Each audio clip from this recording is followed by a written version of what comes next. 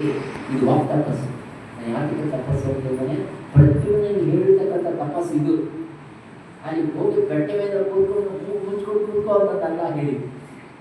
ಈ ವಾಕ್ ತಪಸ್ಸು, ಶಾರೀರಿಕ ತಪಸ್ಸು, ಮಾನಸಿಕ ತಪಸ್ಸು ಅನ್ನೋ ಮೌನವಾಗಿರು. ಈ ತಪಸ್ಸುಗಳನ್ನು ಯಾರಾದರೆ ಅಭ್ಯಾಸನ ಮಾಡ್ತಾರೋ ಅವ್ರಿಗೆ ಏನು ಹೋಗುತ್ತೆ ಅಂದರೆ ರೋಗ ಹೋಗುತ್ತೆ. ಏನು ರೋಗ ಹೋಗುತ್ತೆ? ಕುಷ್ಠ ರೋಗ ಹೋಗುತ್ತೆ. ಎಲ್ಲ ಶರೀರವನ್ನೆಲ್ಲ ವಿಕಾರ ಮಾಡತಕ್ಕಂಥ ರೋಗ ಇದೆಯೋ ಅದು ಕುಷ್ಠ ರೋಗ. ಬಾಹ್ಯ ಶರೀರವನ್ನು ವಿಕಾರ ಮಾಡುತ್ತೆ, ಅಂತರಂಗವಾಗಿರ್ತಕ್ಕಂಥ ಸೂಕ್ಷ್ಮ ಶರೀರವನ್ನು ಹಾಳು ಮಾಡತಕ್ಕಂಥ ಯಾವ ರೋಗ ಇದೆಯೋ ಆ ರೋಗವನ್ನು ಆರೋಗ್ಯಕರವಾಗಿ ಮಾಡತಕ್ಕಂಥ ಒಂದೇ ಒಂದು ಉಪಾಯ ಯಾವುದು ಅಂದರೆ ತಪಸ್ಸು. ಈ ತಪಸ್ಸು ಮಾಡುವಂಥದ್ದು ಮತ್ತೆ ಪ್ರದ್ಯುಮ್ನನಿಗೆ ಯಾರು ಹೇಳಿದ್ರು? ಅವನು ಮಾಡ್ತಾ ಎರಡನೇ ಲೆಸನ್, ಅವನು ಮಾಡ್ತಾ ಯಾರಿಗೆ ಅದರ ಪ್ರಭಾವ ಆಯಿತು ಅಂದರೆ, ಯಾವ ರೋಗದಿಂದ ಬೆಳೆಯತಕ್ಕಂಥವ್ರು ಇನ್ನ ಯಾರು ಇದ್ದಾರೋ ಅವರು ಉದ್ಧಾರ ಆಗೋದಕ್ಕೆ ಇದು ಸೂತ್ರ. If you like to improve others who are at a lower level, try to go down to that level and try to pick them up.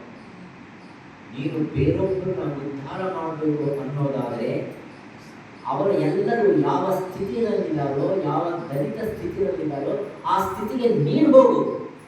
ನೀನು ಹೋಗಿ ಅವ್ರನ್ನ ಎತ್ತಲಿಕ್ಕೆ ಹೊರತು ನಾನು ಇಲ್ಲೇ ಇರ್ತೀನಿ ಅವರು ಆಟೋಮ್ಯಾಟಿಕ್ ಆಗಿ ಆಗಲಿ ಅಂದರೆ ಆಗೋದಿಲ್ಲ. ಇದು ಪರಿಣಾಮಕಾರಿಯಾಗಿರ್ತಕ್ಕಂಥ ಸಂಸ್ಕಾರವನ್ನು ನೀಡುವ ಒಂದು ಉಪಾಯ ಇದೆ. ಯಾರು ಹೇಳ್ಬೋದು? ಶ್ರೀಕೃಷ್ಣ. ಎರಡನೇ ಎಕ್ಸಾಂಪಲ್ ಹುಡುಗಿಯಲ್ಲಿ ಇರ್ತಕ್ಕಂಥ ಅವನ್ನ ನೀವು ಎತ್ತಬೇಕಾದ್ರೆ ಎಲ್ಲಿಗೆ ಹೋಗ್ಬೇಕು? ನೀವು ನೀವು ಆ ಕೊಳಗಿನಲ್ಲಿ ಇದ್ದರೆ ಅವಾಗಲಿಂದ ಅರ್ಥ ಆಗುತ್ತೆ. ಆ ಕೊಳಗೆ ಎಷ್ಟು ಜನ ಆ ಕೊಳಗಲ್ಲಿ ಬಿದ್ದರೆ ಏನಾಗುತ್ತೆ ಅನ್ನೋದು ಅನುಭವಕ್ಕೆ ಯಾರು ಬರಬೇಕು? ಅನುಭವದ ಅಡಿಗೆ ಮಾಡಿ ಮತ್ತೆ ಈ ಅನುಭವ ಅಡಿಗೆ ಅಲ್ವಾ?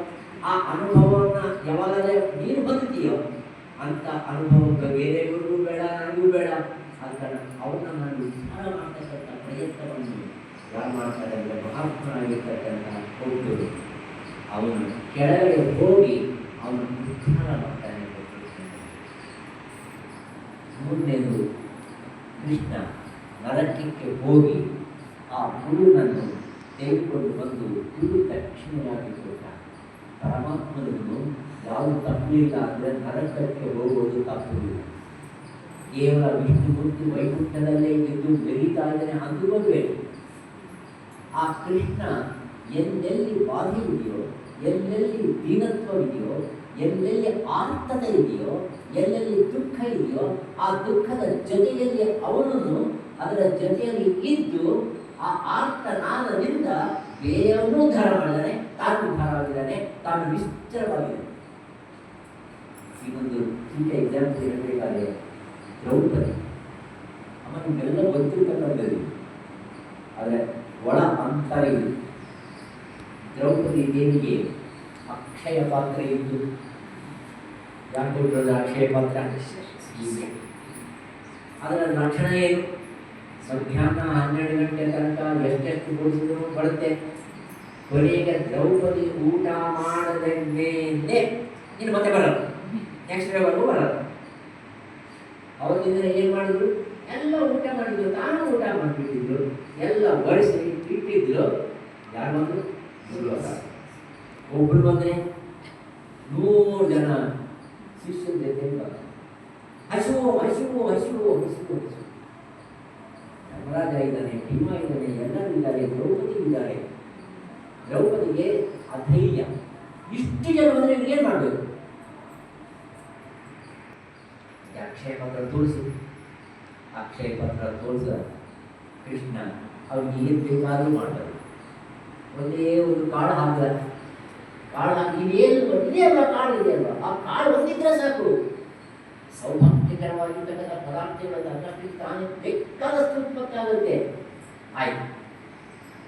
ಆಮೇಲೆ ಒಂದು ಹಿಡಿದು ಹೊರಟ ಕೃಷ್ಣ ಊಟ ಮಾಡಿದ. ತೃಪ್ತಿ ಆಯ್ತಮ್ಮ, ನನಗೆ ತೃಪ್ತಿ ಆಯ್ತಮ್ಮ ಅಂತದ್ದು ಎಷ್ಟು ಚೆನ್ನಾಗಿ ಹೇಳಿದ್ರೋ ಅಷ್ಟೇ ಚೆಂದಾಗಿ ಅಲ್ಲಿ 3 ಜನ ದೂರ್ವಾಸ ಮಹಾಮುನಿಗೆ ತೃಪ್ತಿ ಆಗಿತ್ತು. ಅವ್ರು ಊಟ ಬೇಡ. ನಾನು ಯಾಕೆ ಈ ಸನ್ನಿವೇಶ ನಿಮ್ಮ ಮುಂದೆ ಇಟ್ಟರೆ, ಭಗವಂತ ಎಲ್ಲಿದ್ದಾನೆ ಅಂದರೆ ಎಲ್ಲಿ ಕಷ್ಟದಲ್ಲಿ ಇದ್ದಾರೋ ಅವರು ಜೊತೆ ಇದ್ದಾರೆ. ನಿಮಗೆ ಆ ಪ್ರಜ್ಞೆಯನ್ನು ಬರಬೇಕಾದ್ರೆ ಆ ಪ್ರಜ್ಞೆಯಿಂದನೇ ನಾವು should go down to the ground. ನೀವೆಲ್ಲರೂ ಆ ಗ್ರಾಮದಲ್ಲಿ ಆ ಹಸುರುಗಳಿಗೆ ಬೇಕಾದಂತಹ ಒಂದು ಸ್ಥಿತಿಯನ್ನು ನೋಡಿ ನಿಮಗೆ ಎಲ್ಲೋ ಕಡೆ ಹೃದಯದಲ್ಲಿ ಅನಿಸ್ತೇ, ನಾವು ಏನಾದರೂ ಮಾಡದೆ ಇದ್ದರೆ ತಪ್ಪು ಮಾಡ್ತೀವಿ.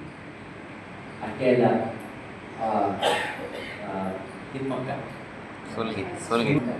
ಸೂಲಿಗಿ ತಿಮ್ಮಕ್ಕನ ಮನೆ ನೋಡಬೇಕಾಗಿತ್ತು. ಎಲ್ಲರೂ ನೋಡಿದ್ರೆ ಗೊತ್ತಿಲ್ಲ. ಸೂಲಿಗಿ ತಿಮ್ಮಕ್ಕ ಮನೆ ನಾನು ಹೋಗಿದ್ದೆ. ಅಂಥ ಪರಿಸ್ಥಿತಿ ಇರುವಾಗ ಸಾವಿರಗಟ್ಟಲೆ ಜನಗಳಿಗೆ ಪ್ರಸೂತಿಯನ್ನು ಮಾಡಿ ಅವರಿಂದ ಪ್ರಶಸ್ತಿಯನ್ನು ಪಡೆದಿರ್ತಕ್ಕಂಥ ಆಕೆ ಪರಿಸ್ಥಿತಿ ಮನೆಯಲ್ಲಿ ಅದ್ಭುತ ಪರಿಸ್ಥಿತಿ. ಆ ಪರಿಸ್ಥಿತಿಯನ್ನು ನೋಡಿದ್ರೆ ನಮಗೆ ಅರ್ಥ ಆಗುತ್ತೆ ಇವನು ಯಾವ ರೀತಿಯಾಗಿ ಮೇಲಕ್ಕೆ ತರಬಹುದು. ಆ ರೀತಿಯಾಗಿ ಭಗವಂತ ನಮಗೆ ತೋರಿಸಿರ್ತಕ್ಕಂಥ ಏನು ಅಂದರೆ, ಎಲ್ಲಿ ಆರ್ಥತೆ ಇದೆಯೋ, ಎಲ್ಲಿ ದೈನ್ಯತೆ ಇದೆಯೋ, ಎಲ್ಲಿ ನಿಜವಾಗಿರ್ತಕ್ಕಂಥ ಸೇವೆ ಬೇಕಾಗಿದೆಯೋ, ಆ ಸೇವೆಯ ಕಡೆಗೆ ಕೆಳಗಡೆ ನೀನು ಹೋಗಿ ಅದನ್ನು ನೀನು ಅನುಭವಿಸಿ ಅದನ್ನು ಮೇಲೆತ್ತಬೇಕೆ ಹೊರತು ನೀನು ತಳಮೇಲೆ ಇಟ್ಕೊಂಡು ಮುಳುಗತಕ್ಕಂಥ ಮೇಲೆ ಬರೋ ಖಂಡಿತವಾಗಿ ಮುಳುಗುತ್ತಾರೆ. ಇದು ನಮ್ಮ ಭಾಗವತ ಪುರಾಣದಲ್ಲಿ ಹೇಳಲ್ಪಟ್ಟಿರ್ತಕ್ಕಂತಹ ಚಿಕ್ಕ ಚಿಕ್ಕ ಸನ್ನಿವೇಶ. ನಾವು ಅನೇಕ ಸಾಧ್ಯಗಳನ್ನು ಕೇಳಿದ್ವಿ, ಆದರೆ ಅದನ್ನು ನೋಡಬೇಕಾಗಿರ್ತಕ್ಕಂಥ ನೋಟ ಇದೆಯಲ್ಲ, ಆ ನೋಟವನ್ನು ನಾವು ಬೆಳೆಸಿಕೊಳ್ಳಬೇಕು ಅಂತಲ್ಲ. ನೀವು ಇವತ್ತು ಕದಳಿಗಳಾದರೆ ಕದಳಿ ಭಜನಾ ಮಂಡಳಿಯವರು ಅದು ಬಂದಿದೆ. ಎಲ್ಲರೂ ಚೆನ್ನಾಗಿರ್ತಕ್ಕಂಥ ಒಂದು ಭಜನಾ ಮಂಡಳಿಗಳು ನೀವು ನಮ್ಮ ಆಶ್ರಮಕ್ಕೆ ಬಂದದ್ದು ಅಂತ ತುಂಬ ಸಂತೋಷ.